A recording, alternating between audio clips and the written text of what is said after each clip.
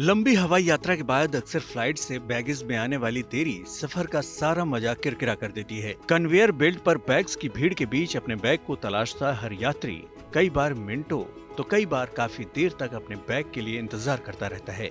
कभी कभार तो बैग के गुम होने की घटनाएं भी सामने आती हैं, जो एक लंबे हवाई सफर के बाद नई मुश्किल खड़ी कर देती है। फ्लाइट से उतरने के बाद बैग का इंतजार करना हवाई यात्रियों के लिए एक आम समस्या बना हुआ था, लेकिन अब यह मुश्किल जल्द ही दूर होने वाली है। मुमकिन है कि अगली फ्लाइट में आपको बैगेज के लिए लंबा इंतजार न करना पड़े।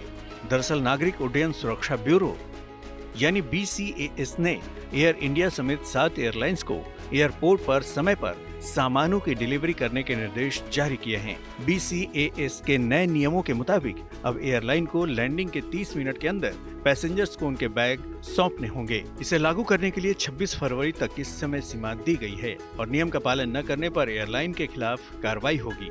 BCAS ने Air India, IndiGo, Akasa, SpiceJet, Vistara, Air India Express Connect और एयर इंडिया एक्सप्रेस को ये आदेश जारी किया है। BCAS के निर्देशों के हिसाब से ऑपरेशन, प्रबंधन और डिलीवरी समझौते यानी OMDA के मुताबिक फ्लाइट का इंजन बंद होने के 10 मिनट के भीतर पहला बैग कन्वेयर बेल्ट पर पहुंचना चाहिए। वहीं आखिरी बैग कन्वेयर बेल्ट पर 30 मिनट के भीतर हर हाल में पहुंचना चाहिए।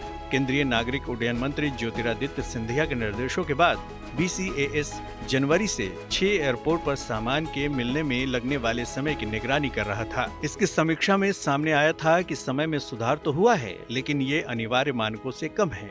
इसके बाद ही अब BCAS ने एयरलाइन को समय पर बैगेज देने के लिए ये नियम बनाए हैं। BCAS ने कहा है कि 30 मिनट के भीतर पैसेंजर का बैगेज मिलेगा तो उनके लिए ये बेहतर अनुभव होगा।